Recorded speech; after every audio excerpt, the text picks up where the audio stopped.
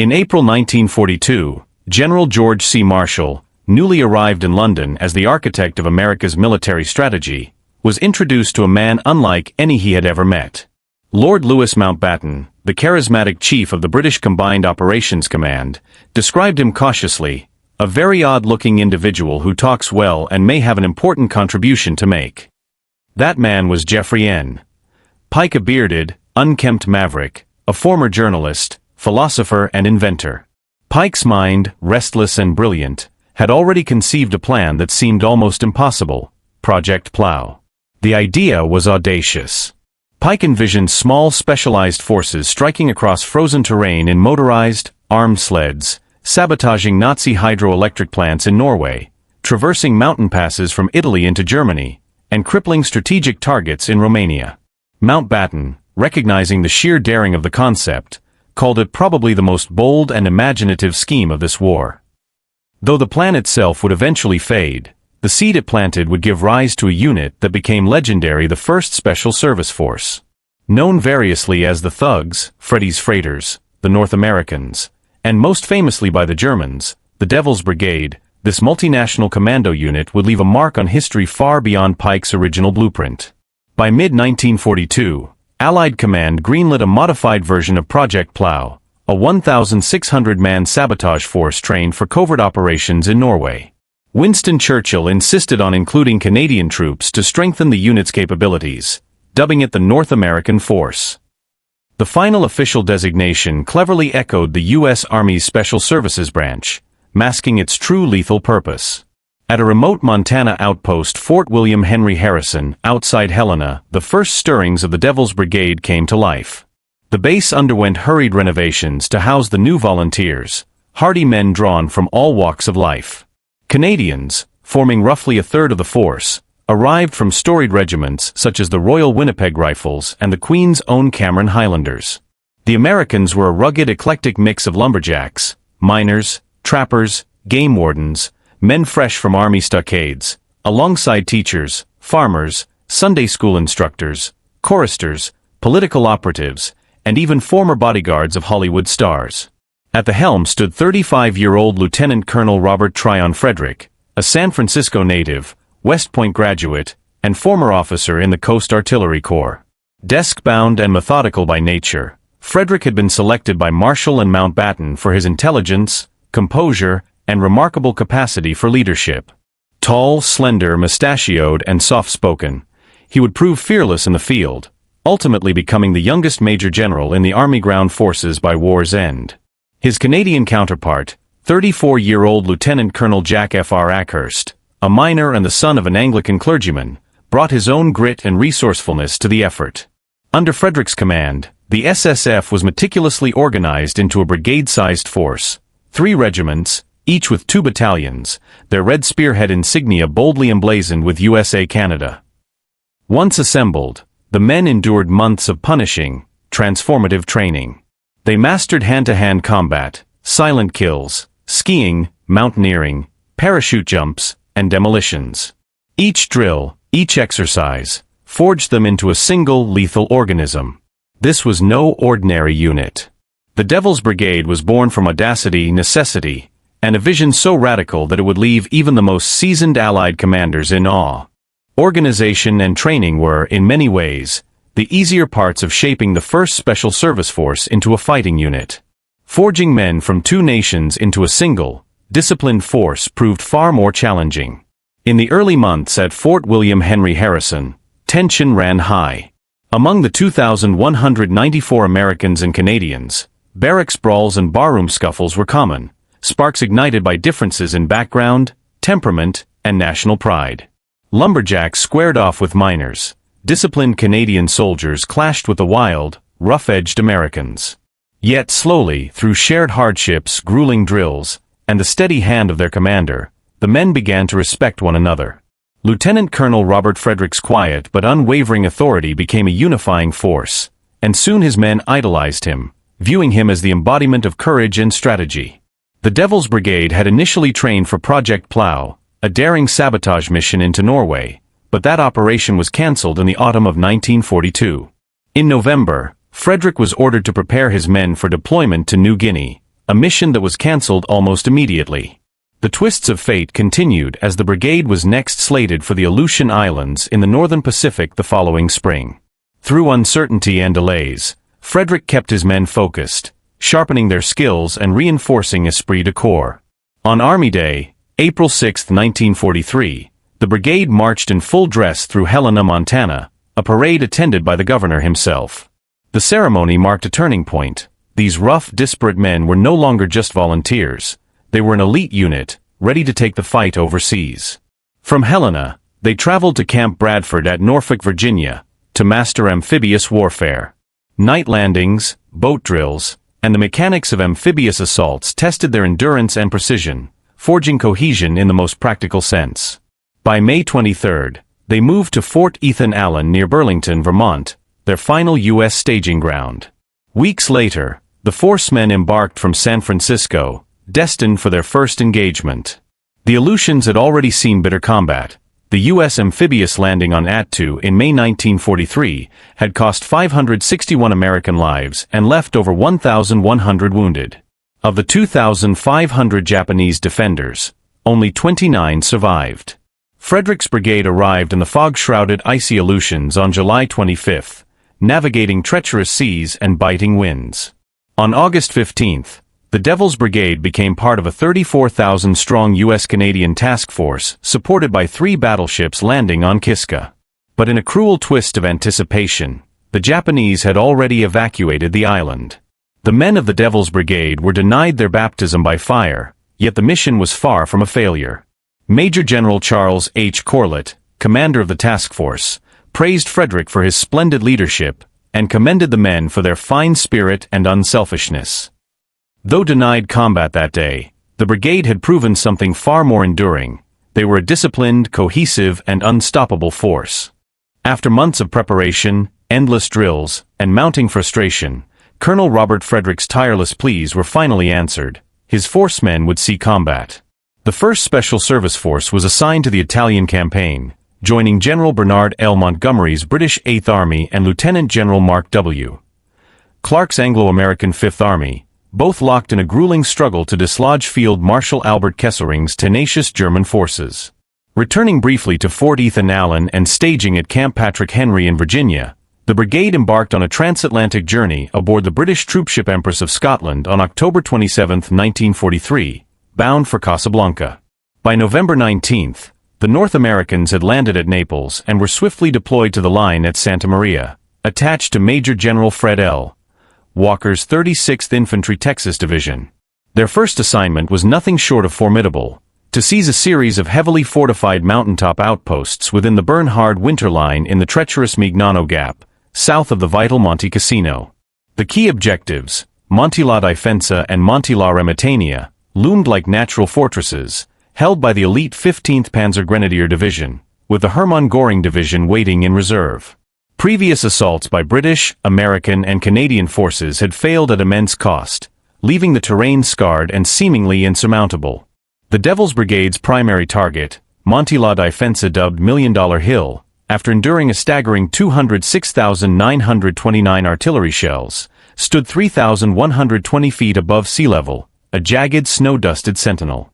At 1:30 a.m. on December 3, the brigade began its perilous ascent, burdened with 60-pound packs, weapons, and extra ammunition. They navigated narrow, icy trails through a 1,000-foot tree line, and the mountain's bare, nearly vertical crags and rock faces turned every step into a test of endurance and will. In swirling fog and snow, the men advanced inch by inch, their bodies simultaneously shivering and straining, resting only briefly on narrow ledges, until 600 of them neared the summit, shrouded in clouds, overlooking a football field-sized saucer of dug-in German soldiers. Ordered to hold fire until dawn, some of the North Americans defied orders in the darkness, slipping forward with blackened faces and wielding trench knives and bayonets, silently dispatching sentries with lethal precision. Then, as Frederick's lead battalion closed in, a sudden rock slide betrayed their presence, and the Germans responded with a burst of green and red flares, illuminating the advancing force men. The ensuing battle raged for 2 hours, a hellish maelstrom of grenades, machine gun fire, and relentless combat. Amid the chaos, Colonel Frederick led from the front, pistol and grenade in hand, wounded but undeterred, appearing as dirty, wet, and miserable as anyone, embodying the tenacity and ferocity of the brigade he had forged.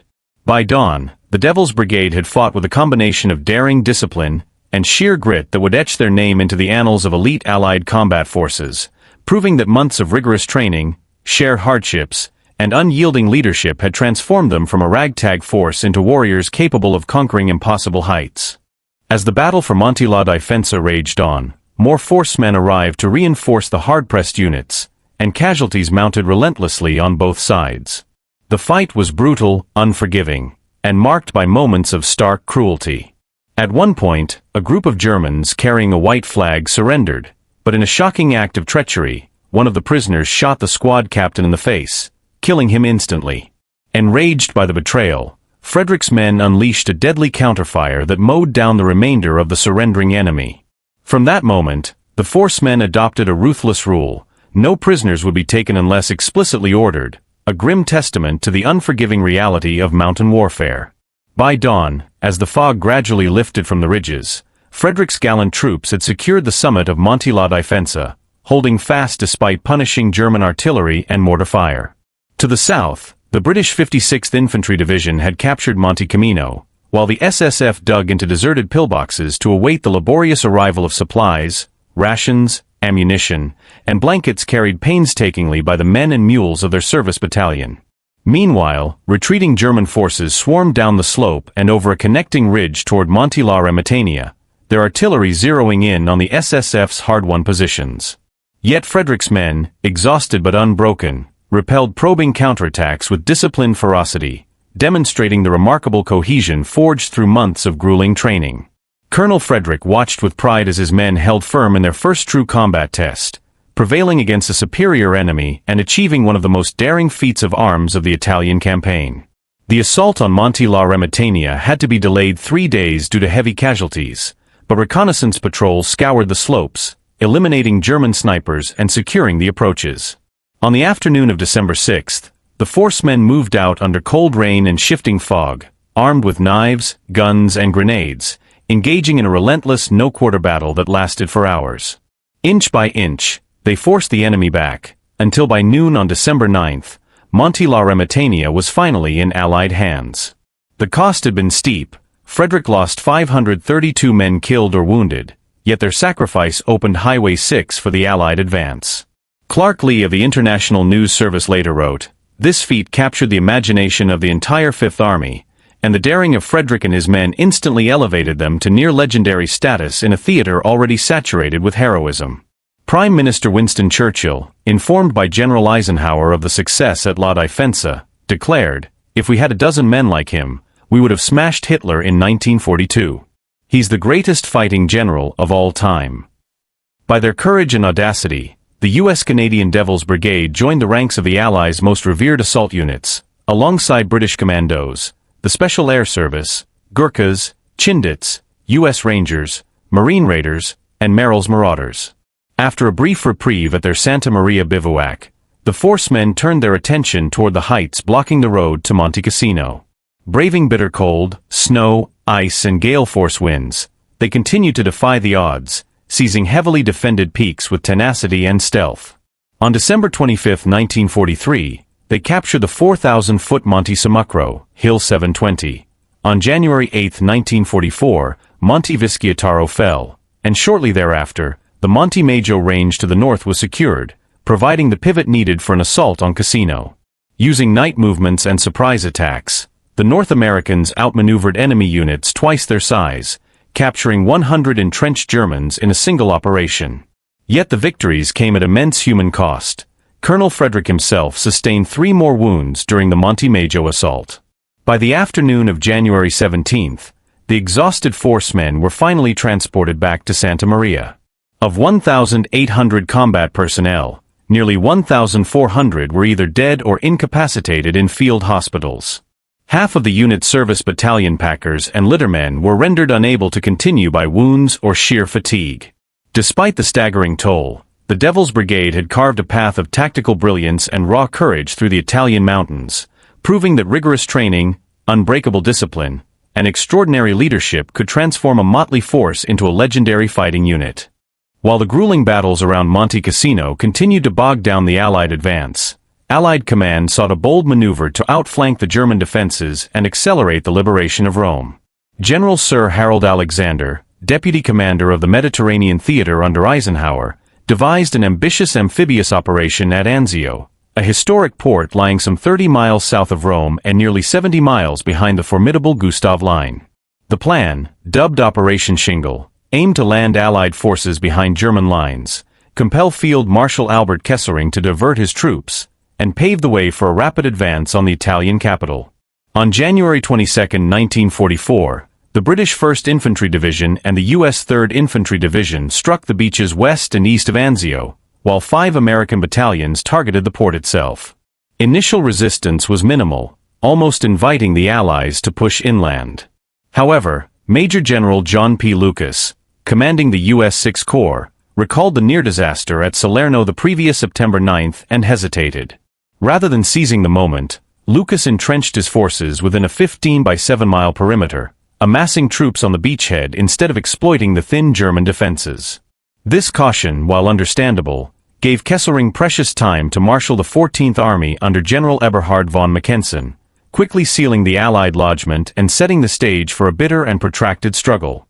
A major breakout attempt on January 31st met with crushing resistance from 6 German divisions, and the initial momentum of Operation Shingle stalled.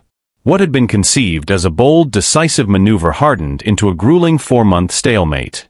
Adolf Hitler famously referred to the Anzio beachhead as an abscess that could not be allowed to fester. The Allies braced for an unrelenting counterattack, reinforcing the precarious beachhead with elements of the U.S. 1st Armored Division alongside 3 additional infantry divisions, 2 British and 1 American. Amidst this tense buildup, the U.S. Canadian Devils Brigade arrived under the command of their newly promoted Brigadier General Robert Frederick. By February 2nd, the force men, already battle-hardened but reduced to barely 65% of their full strength, landed on the fog-shrouded beaches and dug in along an 8-mile stretch of the Mussolini Canal, anchoring the right flank of the beachhead. They faced a daunting task, covering twice the frontage assigned to Major General John W. Iron Mike O'Daniel's seasoned U.S. 3rd Infantry Division. Yet, as always, Frederick's men relied on their intensive training, cohesion, and sheer grit to hold their positions under the watchful eyes of German artillery and the ever-present threat of counterattack. In the icy February air, the Devils Brigade prepared to prove once again that their courage and skill could tip the scales in even the most perilous of engagements. Trained as an elite assault force, Frederick's men chafed at the thought of merely holding defensive positions on the Anzio beachhead. "Defend hell," one soldier protested. "Let the goddamned Krauts do the defending." True to form, the forcemen turned their training to deadly effect, conducting daring night raids against German positions, killing as many of the enemy as they could, and bringing back whatever spoils they found. Horses, cattle, pigs, chickens, nothing was off limits. One patrol returned with a wheelbarrow full of sweet potatoes, 4 bushels of peanuts, 22 eggs, a rabbit, and a wounded German soldier. Their favorite activity, however, was the so-called death raids. Almost every night, with faces blackened and gear muffled to prevent noise, the raiders crept across no man's land, silently slashing throats and capturing prisoners before returning to their lines at dawn. Tales of these attacks spread quickly among the Germans, who learned to fear the unit of former convicts and misfits who showed no mercy. Frederick fueled the psychological warfare further by ordering courtesy calling cards printed with the brigade's insignia and the words, "Das Dick and die Kommt noch." "The worst is yet to come," which the forcemen affixed to the helmets and bodies of dispatched enemies. The terror inspired by these tactics was confirmed when intelligence officers captured a Wehrmacht message describing the unit as elite, treacherous, unmerciful, and clever, and promising furloughs to any soldier who captured one. Over the following months, individual forcemen became legends in their own right. Tall, red-mustached Lieutenant George Kreisvac conducted solo raids, captured cattle, and survived 3 wounds, while Lieutenant Taylor Radcliffe endured capture and beatings, repeatedly escaping in one night. And there was Frederick himself, described by some Allied generals as a crazy bastard, who routinely led patrols into enemy territory, blackened face beneath a knit cap, often sharing the same dangers as his men. On one harrowing night, Frederick personally helped carry a wounded soldier out of a minefield under fire, revealing just how deeply he shared in the risks of combat. Frederick's bravery and leadership were unmatched. Wounded 9 times over his career, he became the most shot-at general in American history and received 8 Purple Hearts, 2 Distinguished Service Crosses, 2 Distinguished Service Medals, the Silver Star, the British Distinguished Service Order, and 2 Legions of Merit. For 99 consecutive days, his men faced non-stop German attacks at Anzio, and despite mounting casualties, they held the line. Major General Lucian K. Truscott, Jr. eventually replaced the hesitant Lucas as 6th Corps commander, and on May 17, after 125,000 Allied casualties in Italy since the Salerno landings, the Anzio forces finally broke out, linking up with Major General Jeffrey Keyes's 2 Corps. Frederick's North Americans were praised by General Clark for their aggressive, fearless, and well-trained actions, their devastating raids birthing the legend of the Black Devils. Following a brief respite, the Devils Brigade resumed the advance toward Rome, navigating mule trails and mountainous terrain under intense German resistance. In Valmontone and Artina along Highway 6, the North Americans fought through tanks, flak wagons, snipers, and artillery fire. On June 4, Frederick received orders from General Keyes to seize 6 bridges over the Tiber, and by 6:30 a.m., his troops had entered the city. Despite heavy fire, Frederick himself was wounded 3 more times, and his regiment commander, Lieutenant Colonel Alfred C. Marshall, was killed. Riding a half-track at the forefront, Frederick led his men on foot, on tanks, and alongside armored units, through Rome streets, clearing enemy positions, capturing the bridges by 11 p.m., and securing the city for the Fifth Army. Clark celebrated the victory by driving through St. Peter's Square, but the euphoria was short-lived, as the Normandy invasion on June 6 immediately eclipsed the Italian campaign. The Devils Brigade, legendary in both reputation and deeds, remained disciplined but rowdy, celebrating their victory with food, drink, and occasional mischief, borrowing papal furniture, bed sheets, and statues before returning them after warnings. Recovering from his wounds, Frederick held an award ceremony on June 23, 1944, where he announced that he would be leaving the brigade to command the newly formed 1st Provisional Airborne Division for Operation Anvil Dragoon, the Allied invasion of southern France.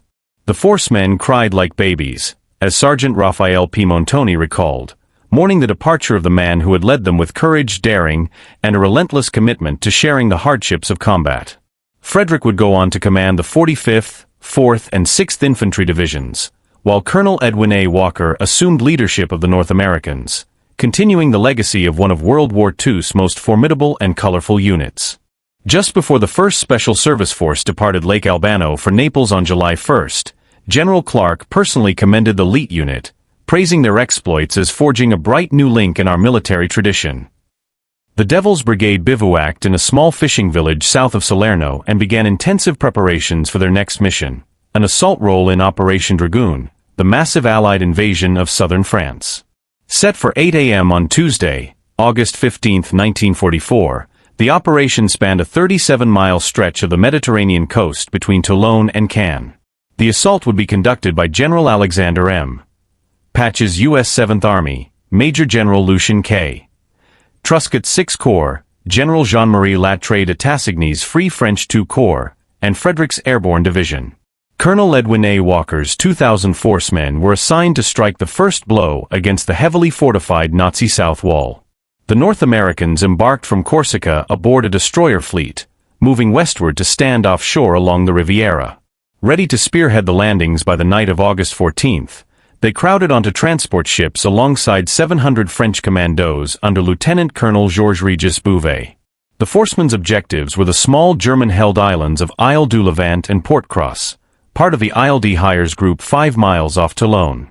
Their mission was to seize the islands by dawn and neutralize a 6.5-inch German gun battery on Isle du Levant, which threatened the invasion fleet, while the French commandos were to assault the mainland at Cap Niger. At 1:30 a.m. on August 15th, the Black Devils began scrambling down rope ladders from their transports. Approximately 1,300 men from Lieutenant Colonel Robert S. Moore's 2nd Regiment and Lieutenant Colonel R. W. Beckett's 3rd Regiment faced the daunting task ahead. Their faces were blackened with burned cork, and they carried rifles, Tommy guns, bazookas, grenades, and daggers. Inflatable rafts carried them silently to the rocky pine-clad islands, where they slipped ashore under cover of darkness. On Isle du Levant, Moore's men moved cautiously through thick brush toward the suspected German battery. Initially, the area was eerily quiet. The Black Devils advanced and charged the guns, only to discover that the 3 large artillery pieces were, in fact, camouflaged drain pipes and empty trap.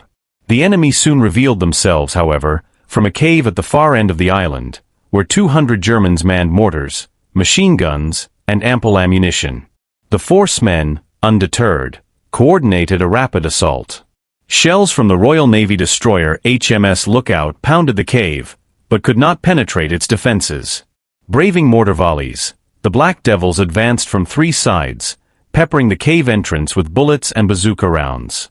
A German soldier eventually emerged waving a white flag, and the cries of "cease firing" marked the successful capture of Isle du Levant. Meanwhile, on Port Cross, 700 men of Colonel Jack Ackhurst's 1st Regiment slipped ashore and fanned out toward their target 3 Napoleonic-era forts with 12-foot-thick stone walls and massive earth-covered ceilings. Inside, 58 Germans defended the bastions with rifles and machine guns. As Ackhurst's men crossed exposed ground, they came under withering fire. Lacking heavy weapons, Walker urgently requested a naval bombardment. The USS Augusta responded, but the 8-inch shells ricocheted harmlessly off the thick fortifications. Despite the relentless bombardment, the struggle for Port Cross continued. For 2 days and nights, the tenacious Black Devils probed, assaulted, and pressed the defenders, while the main Allied forces landed on the mainland and Frederick's paratroops dropped inland. Even Hawker Typhoon fighter bombers of the Royal Air Force struggled to break the German hold. Ackhurst's men eventually stormed one fort, but the other 2 continued to resist, forcing the force men into an intense and methodical siege to complete their mission. After Colonel Ackhurst urgently requested another naval bombardment to finish off the stubborn German defenders, the 150-ton British battleship HMS Ramillies moved into position 6 miles from the forts and unleashed the fury of her 8 massive 15-inch guns. The first salvo fell long, the second short, but the third struck true, landing a devastating direct hit on the citadels. Amid the smoke and crumbling walls, German white flags began to wave, and one of the drawbridges was lowered. Seizing the opportunity, Ackhurst's company dashed into the forts, quickly disarming the stunned defenders. With that decisive action, the battle for Port Cross came to a close. In the days that followed, Colonel Walker's force men pressed rapidly eastward along the Riviera coast, taking up strategic positions near the Franco-Italian border, where they remained on alert until November 30th. The end of the campaign also marked the conclusion of the Devil's Brigade as an active unit. On December 5th, the North Americans paraded solemnly on the Loup River Flats at Villeneuve-Loubet, near Nice. Tears rolled down the cheeks of many soldiers as the adjutant read the unit's inactivation orders. Chaplains offered prayers for the fallen, honoring the sacrifices made from the mountains of Italy to the sunlit shores of the Riviera. The Canadians, forming into a separate battalion, marched past their American comrades and went on to serve under their own colors. Many American veterans of the 1st Special Service Force were reassigned to airborne units, while Colonel Walker, newly promoted to Brigadier General, led a nucleus of former SSF men in forming the 474th Infantry Regiment, separate, under the U.S. Third Army. This regiment served briefly in Germany before being sent to Norway in August 1945 to assist in the disarmament and repatriation of German forces, bringing the veterans full circle from the battlefields they had once fought. By the end of the war, the Devil's Brigade had left an indelible mark on military history. The 2,194-man unit was credited with inflicting an estimated 12,000 casualties on enemy forces and taking 7,000 prisoners. Beyond its battlefield achievements, the SSF became the spiritual predecessor of the U.S. Special Forces, inspiring generations of elite soldiers trained to operate behind enemy lines with daring and precision. The unit's legendary exploits captured the public imagination and were later immortalized in the 1968 film The Devil's Brigade. Directed by Andrew V. McLaglen, the movie starred William Holden as Colonel Frederick and Cliff Robertson as his Canadian deputy, supported by Vince Edwards, Claude Akins, Dana Andrews, Richard Yeckel, and Michael Rennie portraying General Clark. Portions of the film were shot in the rugged Wasatch Mountain Range of Idaho and Utah, with 300 men of the Utah National Guard serving as extras, bringing the story of the audacious Black Devils vividly to life for new audiences.